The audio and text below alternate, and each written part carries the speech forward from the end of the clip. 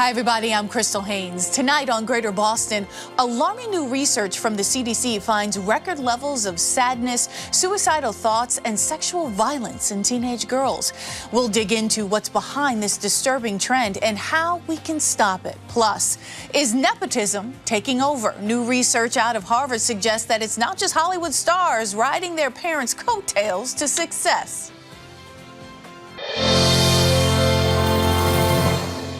It's no secret the pandemic has exacerbated feelings of isolation and loneliness, especially in teens. But new data from the CDC is bearing out just how much young people have been struggling with. Among teenage girls in particular, nearly 60% have reported feeling persistent sadness in 2021.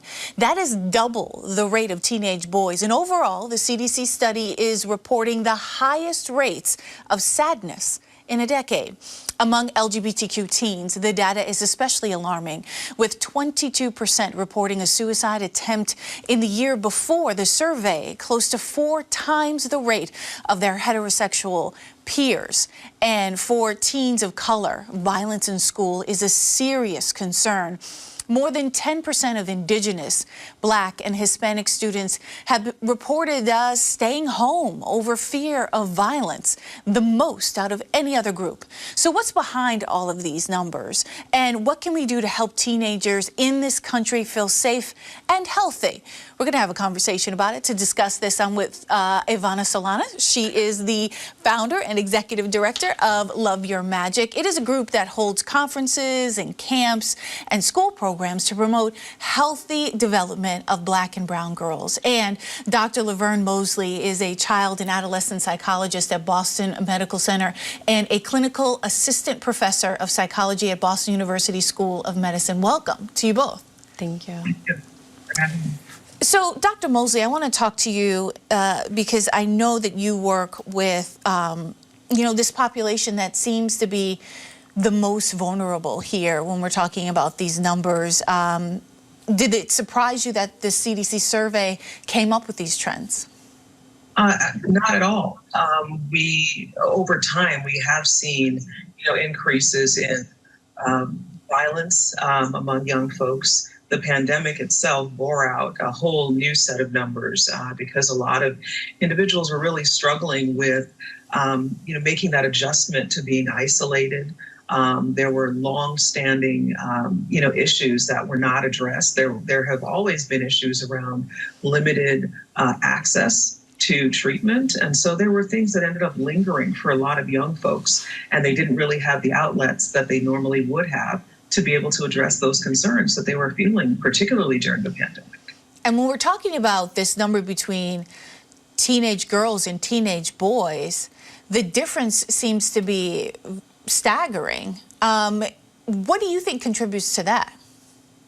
There are a lot of, for girls, what we would see oftentimes is that they engaged in more like the internalizing behaviors, right? So more of the anxiety symptoms, depression symptoms, things that were kind of on the inside that were not really expressed as readily as they probably would with boys who would engage in more of the, aggressive externalizing behaviors and fights.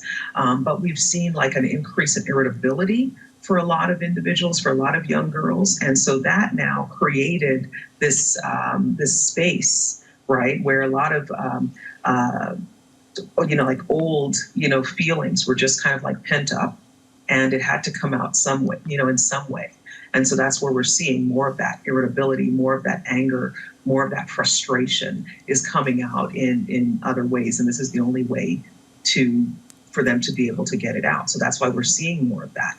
In terms of, the feelings of suicide or thoughts of suicide, oftentimes when we're thinking about young folks who have not really been able to fully, understand, how to navigate life, the idea of suicide is like it's an out, right? They feel that there are no more options, there are no other ways out, right? And they feel kind of at a loss as to how to manage what it is that they're feeling. And so the only way is, okay, no holds barred. I'm gonna, by any means necessary, I'm gonna get out what it is that I'm feeling. And so we see that either internalized in terms of suicide or externalized in terms of, how they're gonna, get back at someone, if they feel that they've been, disrespected or harmed in some way. When we think also of social media and the amount of those upward ticks in, people recording aggressive behaviors. It's now become something that's more normalized in our culture and in our environments. And so it's like, this is the norm. This is what we do. When we're upset or someone has disrespected us, we have to now, externalize these behaviors or these feelings. Yeah, social media certainly changes the game. Ivanna, you work with these young women through your programming, through your conference and other work. I mean, how are you seeing this play out when you're engaging these young women? I would echo much of what's been said. I think a lot of our young girls are experiencing a lot of irritability. They're finding themselves in situations where they're not 100% sure on how to respond. I think a lot of social media has been triggering a lot of violence in schools. A lot of times it's triggering a lot of arguments in our schools as well. And so as an organization, we've really tried to give our girls the tools that they need so that they can respond in those situations in a way that is productive. Really encouraging our girls to have conversations or to develop coping skills that they can use in those instances to calm themselves down or to take themselves away from those situations to take care of themselves and make sure that they are not responding in a way that is aggressive or in a way that can perhaps put them in more trouble than they perhaps have experienced in schools. We were talking before the show about how you really try to address negative self-talk with these girls. Yes, we as an organization, one of the things that we really talk about is self-love. Self-love is huge for us as an organization. I think a lot of times our Black and our brown girls are socialized to think that they're either too much or not enough, and they really internalize those messages. And as a result, it leads to them lashing out. It leads to them responding to, messages from their peers or messages from their teachers or from the school or society in a way that perhaps they normally wouldn't respond in. And so as an organization, we really want to shift the way that our young people see themselves. We want our young people to know that you are enough just as you are beautiful, you are intelligent, and regardless of what other people say, you get to shape the way that you see yourself and you get to shape the way that others see you as well. Dr. Moseley, if I'm a parent at home, and it's post-pandemic and my family's trying to recover financially, recover physically. How do you notice that your teenager is struggling? When I speak with a lot of parents, I talk with them a lot about the importance of having conversations with your kids.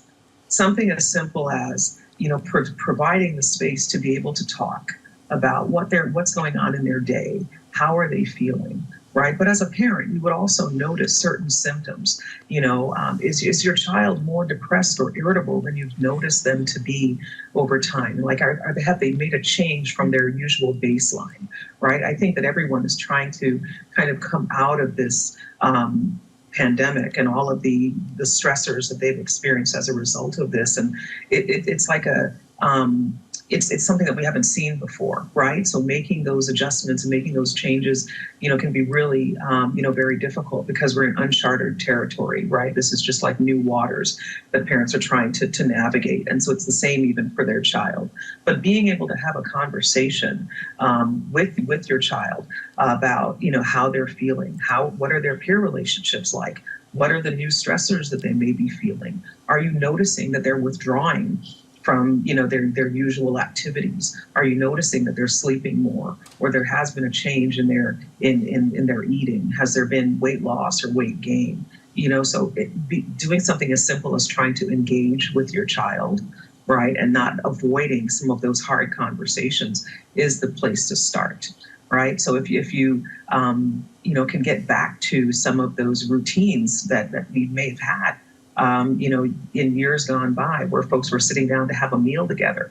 In a lot of homes, that's not really happening much anymore. Everyone's kind of doing their own thing. But being able to create space for conversation, being able to also share, that there may be fears that you as a parent have as well, or things that you're nervous about or worried about. Being able to kind of open the conversation and have that dialogue so that we can remove that stigma that oftentimes is there around talking about mental health concerns. I want to pull out some numbers too from this survey here. We know that of the number of teen girls who have experienced sexual violence, that's at 15% in 2017. It's up to 18% in 2021. And when we're talking about boys, again, that is so much more than the reported sexual violence that they've experienced when we're talking about 4% in 2017 and 5% in 2021. This uptick in sexual violence has got to be part of this conversation around mental health and discussing it. And Ivanna, I imagine in some of your programming when you're talking to these young girls and teaching them how to talk about serious things, that heavy things come up. How do you navigate or help them navigate through those difficult conversations, whether it's with their parent or a peer or someone else they trust? I think as an organization, one of the things that we prioritize is acknowledging the fact that our young people are the experts of their own experiences. As adults, oftentimes we want to bring in our perspective and we think that we know what is best for our young people. But I think the most important part when speaking to our young people is to listen to what they have to say. Really creating spaces, intentional spaces, to listen to how they're feeling, to listen to what it is that they need. And 9 times out of 10, they will tell you exactly what it is that they need. And together we can create, in having those conversations, we can create a community where we can support each other. I think for us, it's been really critical to have restorative conversations where we are discussing the difficult topics that perhaps are not being discussed at home.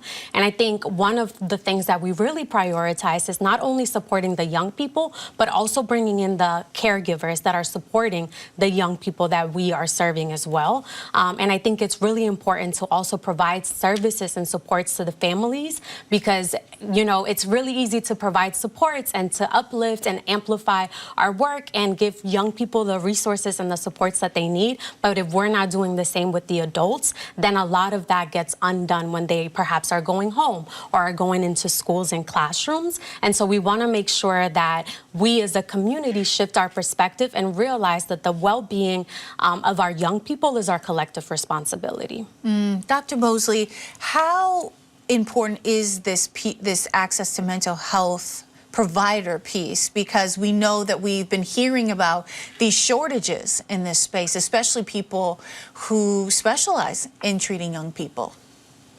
It's been really tough, because even as we think about the collaboration between schools and even mental health providers, that was something that pre-pandemic, we tried to ensure was happening. We had all of this time where kids who would normally, maybe if they didn't have access to a primary care provider or access, to a therapist, they were at least able to go to their school and have a guidance counselor or someone that they could speak to, or a social worker they could speak to.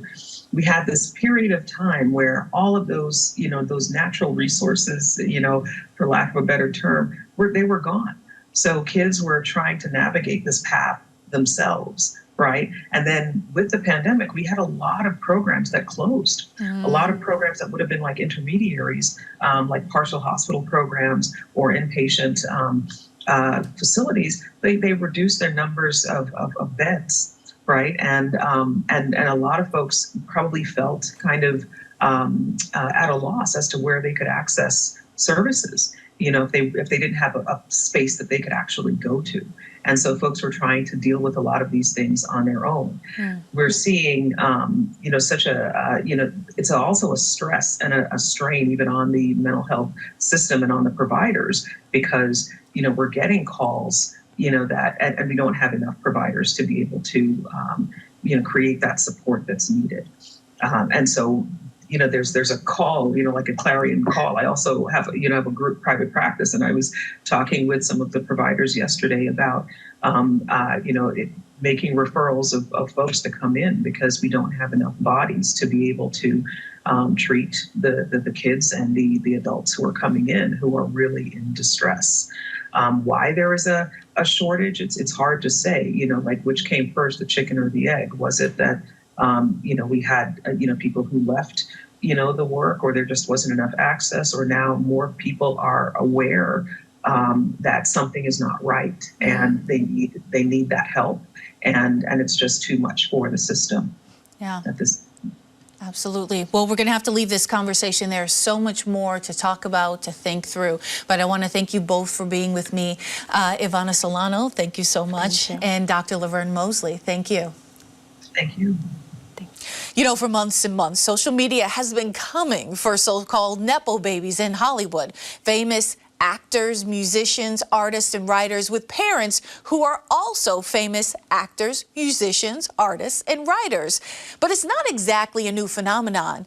In a recent deep dive from Vulture, basically a nepotism yearbook has prompted a wave of shock and disappointment at just how much of Hollywood got their starts due to a famous mom or dad.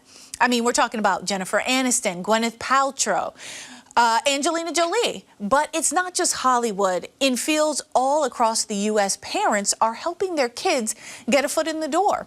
Harvard economist and research scientist Matthew Steger looked into census data statistics and found that 29% of Americans work for a parent's employer at least once by the age of 30, bumping up their initial earnings by an average of 17%.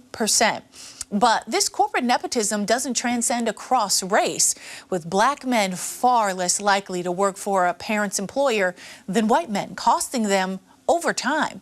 In fact, Matthew Steger attributes around 4% of the wage gap to the lower frequency at which young black men land a job at a parent's employer. And he joins us now. Matthew, I want to tell you that, I didn't understand this concept of a Nepo baby, but it certainly has widespread effects. So talk to me a little bit about your research. Sure. So I can start by just giving you a broad overview of my paper. So just as some brief motivation, in the U.S., economic outcomes are highly persistent from one generation to the next. So what that means is that individuals who are born into income families go on to earn much more than individuals who are born to low-income families. But whether or not this is a concern is it really depends on kind of what drives these patterns. And so I was really interested in understanding the extent to which the connections in the labor market shape rates of intergenerational mobility. So do individuals who are born to high-income parents tend to earn more in adulthood because their parents are providing access to high-paying jobs? And so to do this, what I did was focused on one particular type of labor market network, which were connections at the parents' firms. So these are parents providing access to jobs at the firms that they currently work for. And so I tackled this project by answering three questions. First, how often do people work for the same firms as their parents and why? Second, what are the earnings consequences? And third, who benefits more from these types of connections? So the answer to the first question was that it's actually fairly common for individuals to work for the same firms as their parents. So I find that 29% of individuals will work for the same firm as a parent, but at some point before the age of 30. Second, I find that there are pretty large earnings benefits from doing so. So working for the same firm as a parent increases earnings by about 17%. And to put that in perspective, that's about 1/4 of the returns that come from obtaining a college degree. And third, I find that high-income parents are in the best position to provide access to high-paying jobs. And so individuals from high-income backgrounds tend to benefit disproportionately from this type of network connection. And so putting all of that together, what I find is that about 7% of the correlation between the income of parents and the income of young workers is attributable to these connections that operate within parents' firms. So, to be sure, these connections that operate within the parents' firms are not the main reason why we see economic outcomes persist from one generation to the next. But I think my results do raise the possibility that labor market network connections more broadly defined. So inclusive of ones, outside of the parents' firms may actually be an important determinant of economic mobility in the United States. And as I was reading your work here, and we apologize to folks at home. We know the connection's a little bit shaky, but as I was reading some of your work here, I noticed that you sort of focus in the middle 89% of income earners. You didn't do the extremely poor or the extremely wealthy. Why did you decide to focus on that middle 89% or so?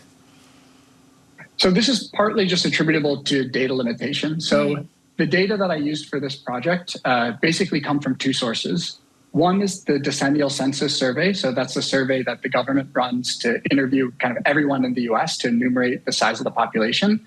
And I used that survey to identify the relationships between parents and children.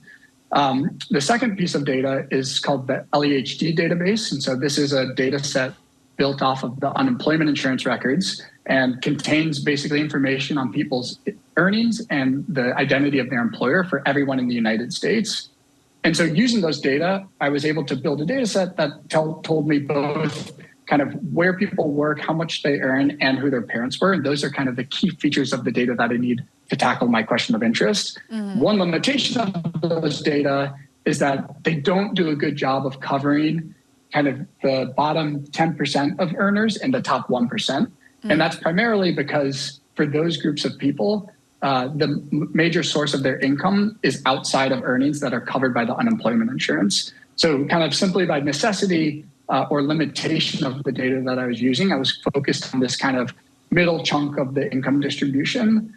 And, I think kind of the popular focus on Nepo babies in Hollywood probably has more to do with what's going on at the kind of top 1% or very high end of the income distribution. Right. And maybe one point to take away from my paper is that this phenomenon actually happens throughout the distribution, and it's not limited to kind of the highest earners or the celebrities that are in Hollywood. Right. And what are, we gave the statistic about the wealth gap. What are some other harms that can come from basically parents, just trying to help out their kids?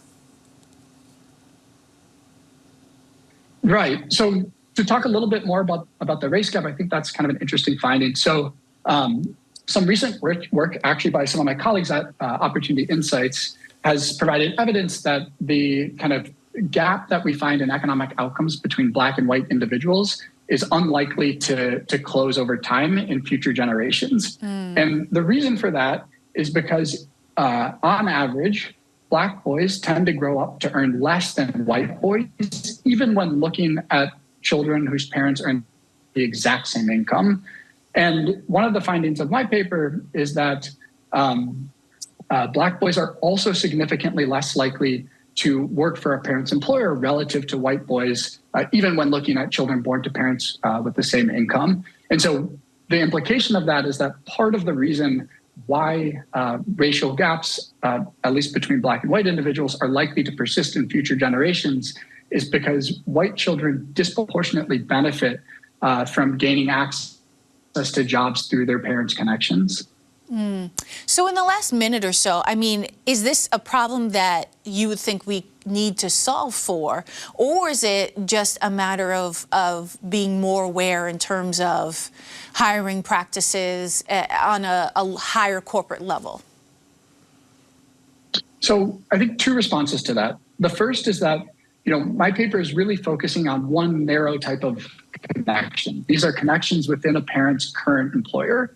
And I find that these connections, explain about a little bit less than 10% of the kind of reason why inequality persists from one generation to the next. So this is not kind of the main reason why, inequality persists from one generation to the next. And so I think kind of the first implication of this study is that, we should take a closer look at labor market networks more broadly defined. If it's the case that when we kind of consider all labor market networks, that these are an important shaper of how inequality persists from one generation to the next, then I think we can start thinking more seriously about the implications of that. And I would say kind of the main concern that this would raise is one related to fairness. I think most people in the United States would agree that it's unfair that individuals from high-income families kind of get a leg up because of the labor market connections of their parents. So in that sense, I think we should potentially be concerned about this. But again, I think that point really depends on kind of how prevalent and how important the wider aspects of networks are in shaping rates of intergenerational mobility. All right. Very interesting work. Matthew Steger, thank you so much for your time. Thank you. All right. That's it for tonight. We'll be back tomorrow. I'm Crystal Haynes. Thank you for watching.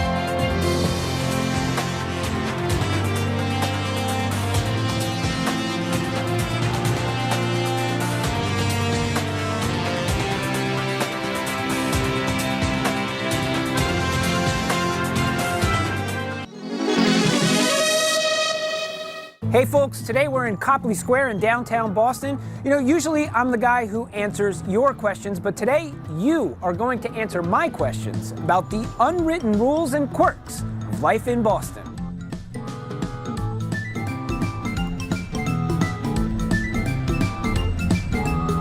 No respectable Bostonian calls it Beantown. Some people call us the 617 because 617 is the Boston area code. Yeah, the bean. Well, that's what I've heard it as, the bean. Boston the bean. Baked beans, I don't know. Where I see the mailman, he wears shorts, and some other people wear shorts, I guess it's a fad. I never could get into shorts in the winter, but we do have some Bostonians that can do that. Shorts is, if you can handle the code, I definitely recommend wearing shorts. The streets aren't like other cities, like how it's more grid-like. Ours is literally all over the place. You could be on one street for a minute and that street will literally turn into another street and you won't realize it. There's a lot of one-ways, there's a lot of dead ends, there's a lot of cul-de-sacs. Don't drive your car from place to place. It's not going to work. Why is that? And, well, first of all, you can't get parking even if you wanted it where you want it. And secondly, you're going to be forced to spend what you would consider a mortgage for your house to get a parking space. I have been using the T, but it's super simple for me. It's really easy. It gets me where I'm going pretty fast. T's frustrating. It's going to take you about an hour to get anywhere on it. Yeah. It's going to take you a while, so be patient. Relax, bring a book. I felt like this is a pretty accessible city by foot. There's so many times where I've almost ran people over for jaywalking, and then we do it, so. I mean, who wants to go from corner to corner? I mean, across the street. If I see that it's clear, I jaywalk. One thing they don't take into consideration, iron don't cry. Jaywalking is part of our revolutionary spirit. That's how we keep it alive. I'm very good. I'm very good. I haven't lost anybody now in 3 weeks. Well, there you have it. Don't forget to like and subscribe and let me know what unwritten rules of Boston you live by, or let me know what you're curious about because, hey, I might just look into it for you. I'm Edgar B. Herwick III. Stay curious out there.